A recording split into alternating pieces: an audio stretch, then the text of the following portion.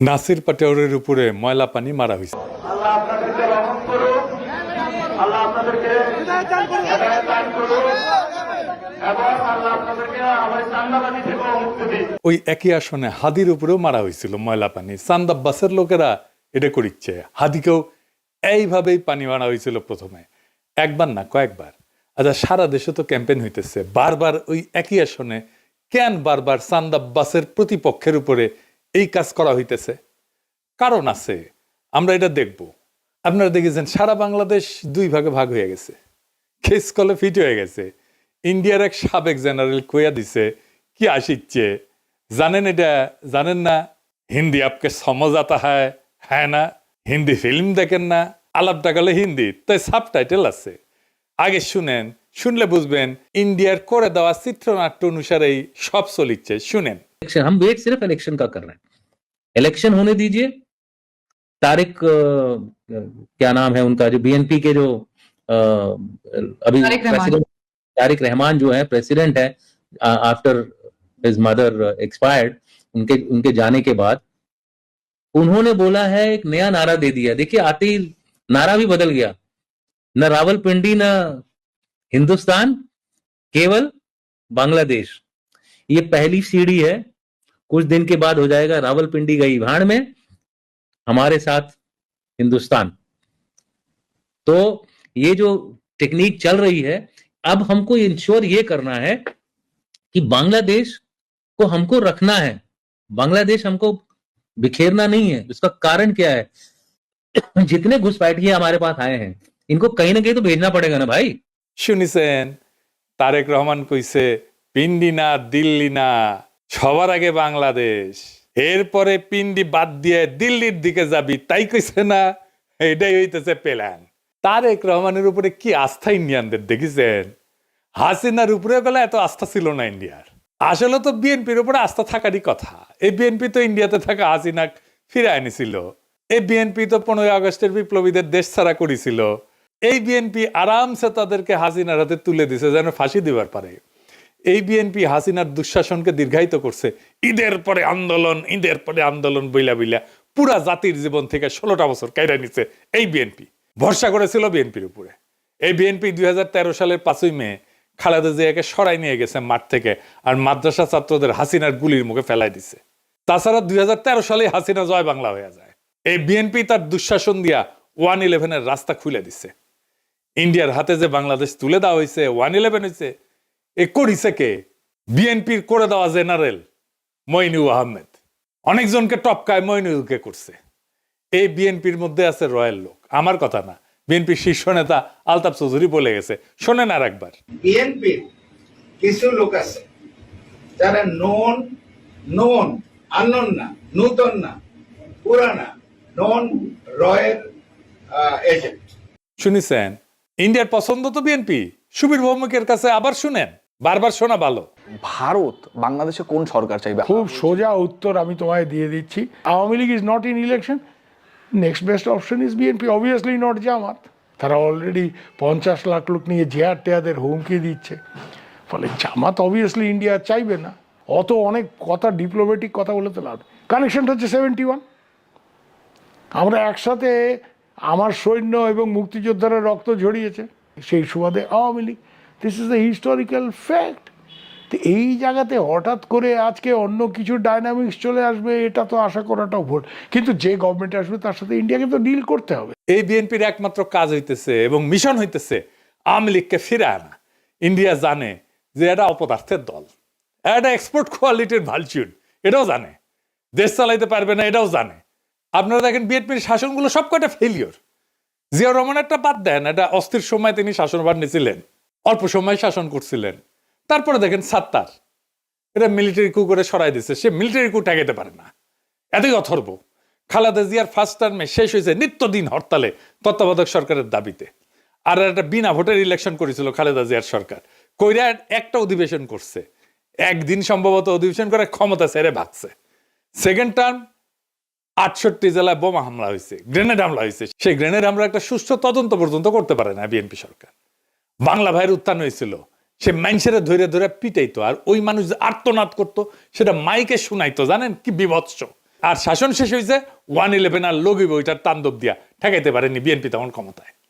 তারেক রহমান কইতেছে স্থিতিশীলতা আনবে। এডিটর সাহেব আর হাসবুন না, ঘোড়া হাসবি এখন।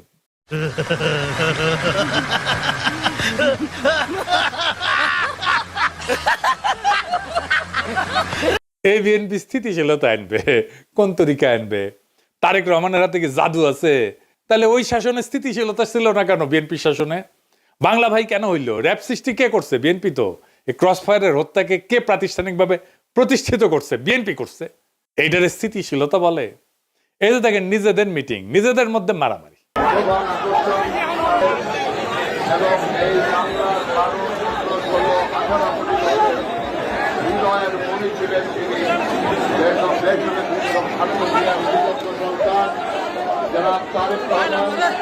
দেখেছেন? দেখেন তারেক রহমানের উপস্থিতিতে মারামারি।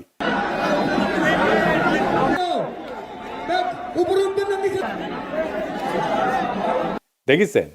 নিজের দলের কর্মীদের মিটিং এ আইনা শীর্ষ নেতাদের উপস্থিতিতে সামলাইতে পারে না যেই দল, সেই দল দেশের স্থিতিশীলতা আনবে। কুজার হয়েছে স্থিত হয়ে শোয়ার শখ। বিএনপির একটাই লক্ষ্য, আওয়ামী লীগের পুনর্বাসন। ব্যানে ব্যানে করছি না, দেখে দিচ্ছি, আসেন। আমরা আগে দেখতাম না মুখ ফুসকায় বিএনপির সবাই জয় বাংলা স্লোগান দিত। আওয়ামী লীগের লোকেরা যেগুলো বিএনপির ঢুকেছে তারা এখন প্রকাশ্যে বিএনপির নির্বাচনী জনসভায় জয় বাংলা স্লোগান দেয়। শোনেন। আমার যদি মৃত্যুও হয় আমি এই মঞ্চ থেকে 1000 বার বলবো জয় বাংলা, জয় বাংলা, জয় বাংলা। আমরা কি বাংলাদেশের জয় চাই না? তাহলে জয় বাংলার সমস্যা কি? জয় বাংলা কি কারো ব্যক্তিগত কোনো ধরনের স্লোগান? জয় বাংলা সবার। যখন বাংলাদেশে ক্রিকেট খেলা হয় আমরা কি বাংলাদেশের জয় চাই না? আজকের এই মঞ্চ থেকে আমার যদি মৃত্যুও হয় আমি এই মঞ্চ থেকে 1000 বার বলবো জয় বাংলা, জয় বাংলা, জয় বাংলা। মৃত্যু হইলেও নাকি কইবে জয় বাংলা। জয় বাংলা নাকি সবার স্লোগান। তো মাদারবোর্ড তুই কত স্লোগান, সবার স্লোগান কেন কস? এরপরে মির্জা ফখরুল কয় আওয়ামী লীগ থাকলে নাকি গণতান্ত্রিক পরিবেশ থাকতো। খুব কষ্ট আসে মির্জা ফখরুল। গণতান্ত্রিক পরিবেশ মানে কি জানেন? আগে শুনেন। এরা নৌকাটা নাই, নৌকার যিনি কান্ডারি আমাদের সাবেক প্রধানমন্ত্রী হাসিনা, উনি আপনাদেরকে ফেলে ভারতে চলে গেছে, দিল্লি থেকে বসে আছে, আর আমাদেরকে বিপদে ফেলে দিয়ে গেছে, তাই না? থাকলে অন্তত একটা গণতান্ত্রিক অবস্থা চলতো, তাই তো? শুনেছেন? মির্জা ফখরুলের গণতন্ত্র আওয়ামী লীগ ছাড়া গণতন্ত্র পূর্ণ হচ্ছে না মির্জা ফখরুলের। এই গণতন্ত্র মানে কি জানেন? সে পুরনো সিস্টেম, পুরনো লুটপাট, পুরনো গুন্ডামি, পুরনো ধান্দাবাজি, পুরনো ইতরামি, পুরনো বড় লোকদের শাসন, পুরনো দরিদ্র শোষণ। এটাই পুরনো বন্দোবস্ত। এটা রিকশাওয়ালা চাচা খুব ভালোভাবে বুঝিছে। শুনেন তার কাছে। আওয়ামী লীগের থেকে বিএনপি 3 গুণ আগায়া এই দেশটারে আরো নষ্ট করে আলাইছে শেখ হাসিনা যাওয়ার পরে। যেরকম আওয়ামী লীগের মানুষের নৌকা ভাড়া গুদারা গাড়ি নিত 80 টাকা, বিএনপির পোলাপান নেয় এখন 100 টাকা। তাই নির্বাচনে এলে তো নিব 150 টাকা। গুদারাটা পার হয় হ্যাঁ প্রতিদিন টাকা দেওয়া লাগে। তো যেরকম আমি এই রিক্সাটা পাইতাছি, আওয়ামী লীগের টাইমে দিচ্ছি 80 টাকা, এখন আওয়ামী লীগ চলে গেছে, এখন বিএনপির আমলে দেওয়া লাগে আমার 100 টাকা। তার ক্ষমতা এলে দেওয়া লাগবে 150 টাকা। দেশ তো এই দুইজনেই চালায়, আওয়ামী লীগে চালায় আর বিএনপি, এই দুইজনেই মারুক কাটুক জ্বালাক পুরাক এই দেশের মানুষ এরাই এই দুইজনে চায়। হয়তো এই 10 বছর চালাই গেছে, এরা আবার 10 বছর সুযোগ দিব। এই শুনেছেন? দেশ যে দুইজনে চালায় আওয়ামী লীগ আর বিএনপি। রিকশাওয়ালা ঠিকই বুঝেছে তার মেধা দিয়া। তাই দেখেন কিভাবে আওয়ামী লীগের সন্ত্রাসীদের আশ্রয় আর নিরাপত্তা দিতেছে বিএনপি। আওয়ামী লীগ যেন তুহিন সাহেবের কোলেই নিরাপদ। নীলফামারীর আওয়ামী লীগ সন্ত্রাসীদের দায়িত্ব নিছেন বিএনপি মনোনীত প্রার্থী নীলফামারীর সদর 2। আওয়ামী লীগের চিহ্নিত সন্ত্রাসী জুলাই হত্যা মামলার অন্যতম আসামি কাশেমকে নিশ্চিন্তে থাকতে বলতেছেন তুহিন সাহেব। তিনি নাকি নীলফামারীর চিহ্নিত সন্ত্রাসীদের মামলার বিষয়টা দেখতেছে এবং আওয়ামী লীগের ঊর্ধ্বতন নেতৃত্বের সাথে নাকি তাদের কথা হইতেছে। ব্যানে ব্যানে করছি না, শুনেন। আসসালামু কেমন আছেন কাসেম সাহেব? জি ভালো আছেন। দোয়া করেন। আলহামদুলিল্লাহ। আমাদের জন্য ওয়ার্ক করতেছে ভাই। আলহামদুলিল্লাহ, ধন্যবাদ। হয়তো আওয়ামী লীগের আমাদের ওয়ার্ক করতেছি। লোকরা তিনি ভোট করছিলেন। আমরা তো ভাই 8টা মামলা মগন জেলখাটি বাইরে হয়ে আসলাম। মগন ছবি থাক একটু থাক, অসুবিধা নেই। তারপরও প্রশাসনের একটা চাপ দেখতেছি, আমি বিষয়টা একটু দেখেন। আমি দেখতেছি এগুলা। আপনি যেহেতু আসছেন এখানে, আমাদের জন্য খুব ভালো হচ্ছে, ভালো ব্যক্তি হিসেবে। চিন্তা করেন না, এটা তো এখন 1 মাসের ব্যাপার। আমি কথা বলতেছি, তারপরও নীলফামারী সদরে কোনোটাই মিলে নেই হুম। বিষয়টা। সব ব্যাপারেই দেখতেছি আমি, কথা হচ্ছে আপনাদের নেতাদের সঙ্গে। আচ্ছা, দোয়া করেন, আপনারা নির্বিঘ্নে থাকেন, হ্যাঁ, নিশ্চিন্তে থাকেন, কোনো অসুবিধা নেই। অসুবিধা নেই। কিছু হইলে আমরা টেক কেয়ার করবো। শুনলেন তো? তারপরে বিএনপির নেতা ওই যে আসাদ আসিফ নজরুল তারে অ্যাটর্নি জেনারেল বানিয়েছিল, সে কি কয় দেখেন কেমনে সে আওয়ামী লীগকে বাঁচাইছে, নিজের মুখে করছে শুনেন। এই আওয়ামী লীগকে যখন 24-এর পরে, আগস্টের পরে নিষিদ্ধ ঘোষণা করার জন্য জামাত ইসলামের পক্ষ থেকে রিট পিটিশন দায়ের করেছিলেন, আওয়ামী লীগকে সারা জীবনের জন্য হাইকোর্ট যাতে নিষিদ্ধ করে। আমি অ্যাটর্নি জেনারেল ছিলাম, আমি দাঁড়িয়ে বলেছিলাম যে যে পিটিশন নিয়েছেন, যারা পিটিশন নিয়ে এসছেন তাদের অধিকার নাই একটা আদর্শকে হত্যা করা। আওয়ামী লীগে যেমন খুনি আছে, আওয়ামী লীগে অনেক আদর্শিক সৈনিকও আছে। সেদিন আমি সেটা আওয়ামী লীগের রেজিস্ট্রেশন বাতিল করার জন্য হাইকোর্টে বাধা দিয়েছিলাম। শুনিছেন তো? এখন কইতে পারেন তো বিএনপি তো ভালোই করবি, নির্বাচনে এত লোক আসিচ্ছে তারেক রহমানের জনসভায়। এই প্রসঙ্গে আব্দুল্লাহ আবু সাইদের একটা ইন্টারেস্টিং গল্প বলি, শোনেন, মজা পাবেন। আব্দুল্লাহ আবু সাইদ করছে যে গুলিস্তানে সেই 70-এর দশকে সবাই দেখে যে ঝাঁপে পড়িচ্ছে অনেক মানুষ একটা কিছুর উপরে, ঝাঁপে পড়িচ্ছে অনেক মানুষ।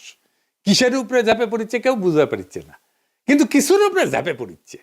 উনিও গেলেন, জিগাইতেছেন ভিতরে কি, কিসের উপরে ঝাঁপে পড়িচ্ছে মানুষ। তো পাবলিকে কয় গাড়ির মধ্যে সাবানা, মানে সাবানা গাড়ির মধ্যে দিয়ে যাচ্ছিল, কেউ দেখিছে সাবানাক যে ঝাঁপে পড়িছে, গাড়ি ধরিছে, ঝাঁপে পড়িছে, গাড়ির মধ্যে সাবানাক দেখবি। তো পরে পুলিশ দেখে সাবানাকে উদ্ধার করা লাগিছে।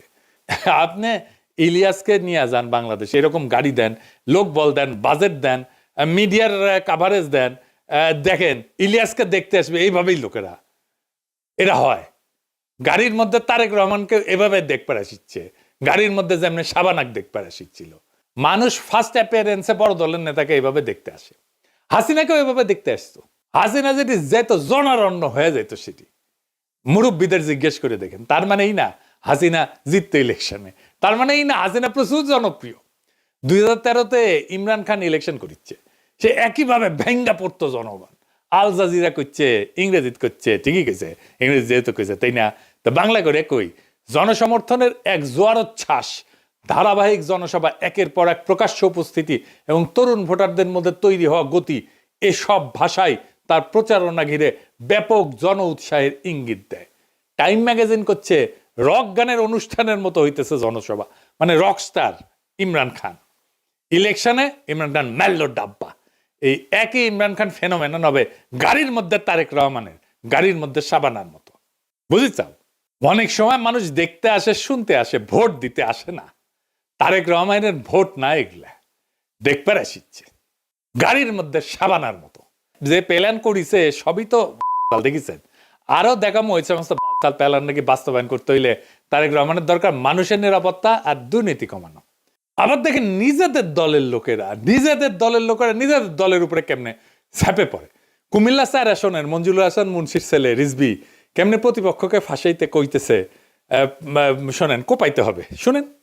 আইনি সহযোগিতা, আর্মিতে, পুলিশে মামলা করো, খালি এমনি এমনি মামলা করলে হবে না, 326 লাগবে। 326 যদি তোমার না করতে পারো, একটা হিরিঞ্চি লও, আর 1000 টাকা দাও, আর হাতে কোপ দাও, 8-10টা সিলি দাও, 326 করাও। রিমন সুমন মতিন বাল সাল যা আছে সব গুলাকে ধরে লাগবে, এইটা করো। কিন্তু 326 মিনিমাম আর ওভার, নাহলে কিন্তু মামলা করার লাভ নাই। চট্টগ্রামের রাউজানে বিএনপি কর্মী বাড়ি থেকে বিপুল পরিমাণে অস্ত্র উদ্ধার, দেখেন। চট্টগ্রামে এক বিএনপি কর্মীর বাড়িতে গভীর রাতে অভিযান পরিচালনা করে বিপুল পরিমাণে দেশি বিদেশি অস্ত্র, গোলাবারুদ ও মাদক উদ্ধার করেছে র‍্যাব-7। এ সময় ওই বিএনপি কর্মী সহ 2 জনকে গ্রেফতার করা হয়। ওরা যে ভোটে কারচুপি করবি ওটা কিন্তু ঠিক হয়ে আছে। এই যে শরীফ বিএনপির প্রার্থী, ওর আপন খালাতো ভাই, ওর নাম বোধহয় অল্টু, জনগণকে উদ্দেশ্য করে করছে যে এমপি তো আমরা হবই, আপনারা কেউ ভোট না দিলেও আমরা এমপি হব। শুনেন, এমপি তো আমরা হবই, আপনারা কেউ ভোট না করলাম। ওই আবার আলমডাঙ্গা এই উপজেলা বিএনপির নাকি বর্তমান সাধারণ সম্পাদক। তার মানে ভোটের দিন কি করবি আগে জানিয়ে দিল। দেখিসাও, এইগুলো হইতে plan. I have a plan. এই প্ল্যান দেখিচ্ছেন, দেখেন। ঝালকাঠির দোয়া মাহফিল করিচ্ছে বিএনপি নিজেদের মধ্যে, সেটিও দুই দল হইলে বাড়াবাড়ি করিচ্ছে। দেখেন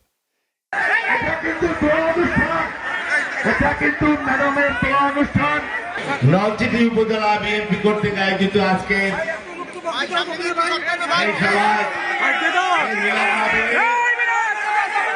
এই দল আনবি স্থিতিশীলতা কয় কেমনে লজ্জা করে না এদের। আর বিএনপির 59% প্রার্থী ঋণ খেলাপি, মানে ব্যাংকের টাকা মেরে খাইছে, লুটপাট করেছে। উই জিতবি আর পাবলিক কি গান গাবি, তবু হে বিজয়ী বীর তারেক সেনা, তোমাদের ব্যাংক ঋণ কোনোদিন শোধ হবে না, না না না শোধ হবে না।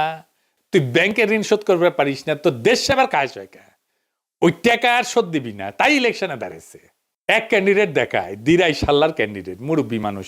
আগে দেখেন, হলো তার বয়স, তিনি শারীরিকভাবে এখন আর আগের মতো সুস্থ সবল নেই, এমনকি চলাচলের ক্ষেত্রেও তাকে অন্যের সাহায্য নিতে হয়, যার ফলে রাজনৈতিক সভা সমাবেশ কিংবা প্রচারণায় হয়তো তাকে খুব বেশি পাবে না বিএনপি কর্মী সমর্থকেরা।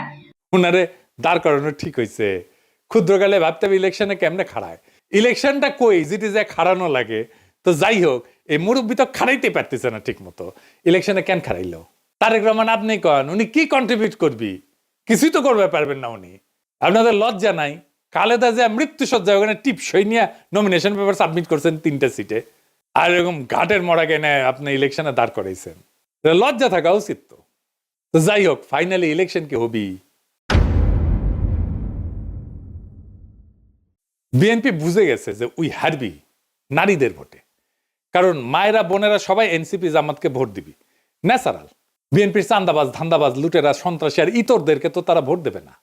নারীদের মধ্যে জামাতের প্রভাব বেশি, তাদের অ্যাক্সেস আছে, অন্দরমহলে যাতায়াত আছে অনেক দিন থেকে।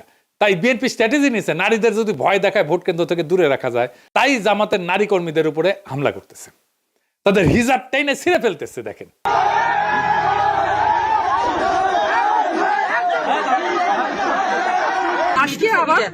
আজকে আবার ওই যে ওই মহিলা আমাদের কর্মী ঢোকার কারণে ওনারা এক পর্যায়ে বোরখা খুলি নেন, আবার হিজাব খুলে এসে দেখলাম যে হিজাব খোলা বা হিজাব কার মুখে আছে খোলো। তো এই ঘটনা থেকে শুরু হয়ে এখানে 2-3টা মোটরসাইকেল ভাঙচুর হলো, আবার বাড়ির ভিতরে কিছু ইট পাটকেল মারলো, বাড়ির ভিতরেও দেখলাম 2টা মোটরসাইকেল। শুধু তাই না, তার আগে ঘোষণা দিছে জামাতের নারী কর্মীদের সায়া নাকি খুলে নিবে। কথা বলে ছোট কোরআন শরীফ মাথায় দিয়ে যদি আমাদের মেয়েদেরকে শপথ করতে যাই, আমি বলতে চাচ্ছি আমার বিএনপির নেতৃবৃন্দ ওই জামাতের মেয়েদের ছায়া খুলে নেবে বলে দিলাম। যদি আবার আপনারা গ্রামে লাগান, সি সি সি সি সি তারেক রহমান সি, এই সমস্ত ইতরদের নেতা আপনি, ইতরদের গডফাদার আপনি। এই ইতরদের দেশ চালাইতে দেবেন আপনারা? এই ইতরদের আপনি ক্ষমতায়িত করবেন নাকি দেশ থেকে বিতাড়িত করবেন পাছায় লাথি দিয়া হাসিনার মতো? এদের 12ই ফেব্রুয়ারিতে ব্যালটে জবাব দিবেন। এদের বিতাড়িত করতে হবে বাংলাদেশ থেকে। যা ঐক্য কর, গণতন্ত্র কর আওয়ামী লীগের সাথে ইন্ডিয়ায় গিয়া। ওরা গেছে ভাগিছে, তোরাও ভাগবু। মির্জা ফখরুল কলেজ স্ট্রিটে বই কিনবি আর কাউয়ার সাথে কফি হাউসে বসে কফি খাবি। এইটা সাহেব কাউয়ার সাউন্ড দেন, আরো জোরে, আরো জোরে দেন, আরো জোরে। ডাবল কাউয়া, মির্জা এক কাউয়া আর কাদের এক কাউয়া। প্রচুর গণতন্ত্র হবি তখন। তবে ইন্ডিয়া তার প্ল্যান কলে ফাইনাল করে ফেলেছে, কেমনে সে খেলবি জানেন। এটা আসেন, এটা নিয়ে আলাপ করি। আপনারা জানেন যে সে ইন্ডিয়া বাংলাদেশে তাদের দূতাবাসের কর্মকর্তাদের পরিবারদেরকে সরাই নিয়ে গেছে, আর তাদের বাংলাদেশ দূতাবাসকে নন ফ্যামিলি পোস্টিং হিসেবে ঘোষণা করেছে। মানে এখানে ফ্যামিলি থাকবি না, শুধু কর্মকর্তা থাকবি। মানে যেই জায়গায় যুদ্ধ হয়, রাষ্ট্র দুর্বল, নিরাপত্তা দুর্বল, রাষ্ট্র ভেঙ্গে পড়তেছে, সেই দেশের দূতাবাসগুলোকে নন ফ্যামিলি পোস্টিং হিসেবে ঘোষণা করে দূতাবাসগুলো। ইন্ডিয়া ইলেকশনের জন্য পাগলা হয়ে গেছিল, এই জন্যে তার প্ল্যান এটাই ছিল বিএনপি ক্ষমতায় আসুক, তারপরে বাংলাদেশের বিরুদ্ধে অর্থনৈতিক আর কূটনৈতিক যুদ্ধ শুরু করবে। সেই জন্যই সে দূতাবাস খালি করে ফেলছে। বিএনপি ক্ষমতায় থাকলে এই যুদ্ধ শুরু করলে বিএনপি কোলাপস করবে আর আপা চট করে ঢুকে যাবে বাংলাদেশের মধ্যে। এই পরিকল্পনা ভেস্তে দিতে হবে। ইন্ডিয়ার চাপ যারা সহ্য করতে পারবে তাদেরকে ভোট দেবেন আগামী 12ই ফেব্রুয়ারিতে। যারা বাংলাদেশকে দৃঢ়ভাবে শির দ্বারা উঁচু করে আগায় নিতে পারবে তাদেরকে ভোট দেবেন। যেই জোট ইনসাফের কাফেলা নিয়ে আমাদের আজাদির দোরগোড়ায় পৌঁছে দেওয়ার হিম্মত রাখে তাদের ভোট দেবেন। এই এপিসোড শেষ করব একটা ভিডিও ক্লিপ দিয়া, এক ব্যবসায়ীর উপরে বিএনপির অত্যাচারের কথা, তার মুখেই শোনেন আর ভাবেন কোন আপদ, কোন জালেম ক্ষমতা আসতে চায়। আমরা কুত্তা তাড়াইতে গিয়া ন্যাকড়াকে যেন না নিয়ে আসি, খেয়াল রাখবেন, মনে রাখবেন বাংলাদেশের স্থিতিশীলতার শত্রু তিনটা জিনিস, বিএনপি, আওয়ামী লীগ আর ইন্ডিয়া, তিনটেই এখন একসাথে, আমাদের তিনটেকেই পরাজিত করতে হবে।